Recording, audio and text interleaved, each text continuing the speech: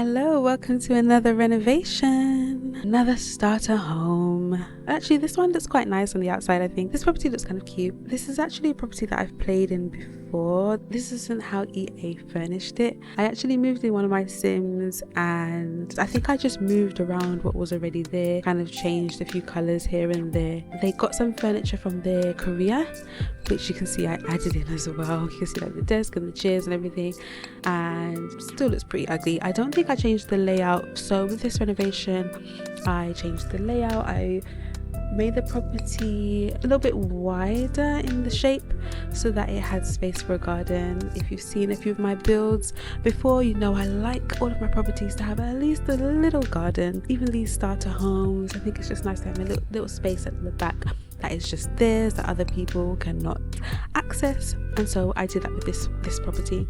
So because it's quite a small lot, I made this one a one bed with one bathroom and a open plan lounge kitchen. With small properties, I think it's nice to do open plan. It makes them look a little bit bigger and it makes them look more, up to date. With the outside, I wanted to keep the style fairly close to the original, but change the positioning of where everything was. So it made sense to me to have this entrance where the lounge kitchen area will be. If you're hearing little noises, that's my son.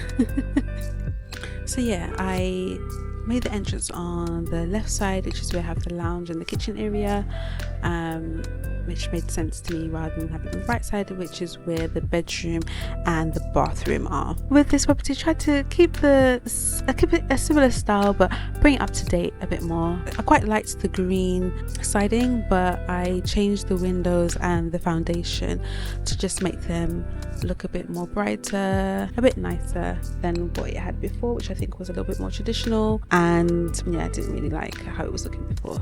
And as you can see, it's a very, very small garden that we added on there as well. I had to move the whole property forward so that I could have a little bit more space in the garden. I mean, they don't really need a big garden. It's more just to get some outdoor air, They got a lovely little lake there at the back, so they can always go through the front and have a look at the lake that side. I think they can do some fishing from next door to the property, so that's quite handy.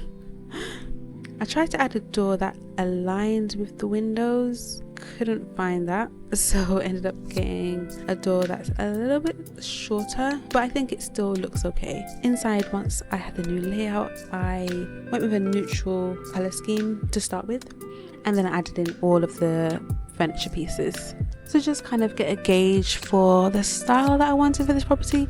I didn't really think about who I would have live here. I think usually when I'm designing these, I think from my perspective, so like if I was living there, and even though it is from my perspective, each property does have its own style, but I think I imagined like a female sim living here, and then that was it. I really didn't put much thought into who was living here. My main aim was just making it nice for a sim starting out and keeping the cost down, which is my thought for all starter homes. Petitioning for more starter homes to just look pleasant. It doesn't have to look amazing, but just pleasant. Move in ready, as they say. Move in ready. You don't even have to furnish it, you can just move in. I find I usually spend most of my simoleons in the kitchen, which I think is understandable. I think even in real life, most of the money goes to the kitchen and the bathroom. That's usually where all of your appliances and where your essential items need to be, and then you can kind of splurge in other areas if you need to.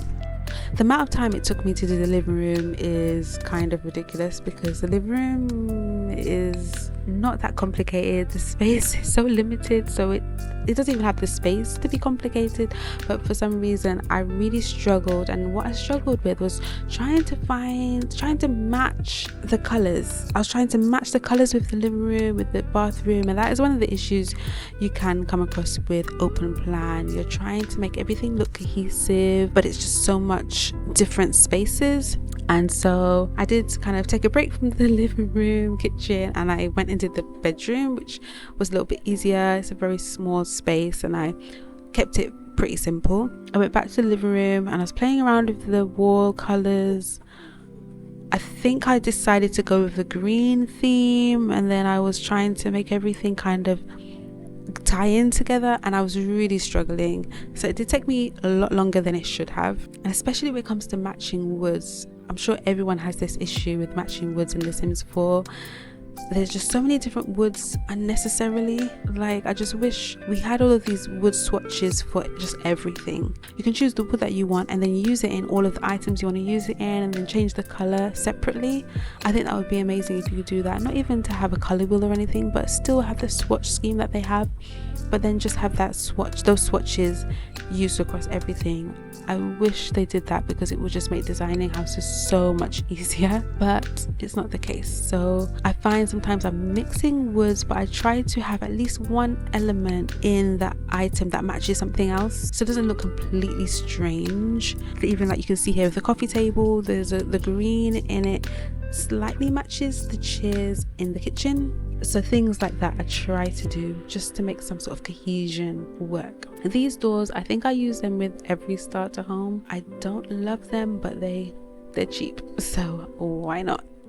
Although this is a starter home, I like how the bedroom turned out. It does look kind of fancy with like the hints of gold and the like that kind of royal purpley blue. I really like how they tie in together, so it looks kind of fancy even though it's really cheap and affordable. And I have to thank I think it's high school years pack. There's some really nice items in that pack that are really cheap, so you can make spaces look quite nice with a little bit of money, and that's what I was able to do with this. I'm looking back and I'm thinking that gold rug, I think I actually preferred that to the blue rug that I used, but hey ho. I'm sure there was a reason I changed it to the blue. I actually built this house quite a long time ago. I just left it and didn't get around to editing it, so I thought, why not now? You know, I've started reviving my Sims channel, might as well share it. And that's the end of this renovation. Thank you so much for watching. If you made it to the end, please like and subscribe. This is a lovely starter home for any new sim to just move into. And so if you want to download it and play with it in your game, you can do so. Just search my channel name. It's the same in the gallery, and you'll find all of my builds there. If you do download it, I hope you enjoy playing with it. I'm Mango and Sims, and I hope I see you in the next video. Bye.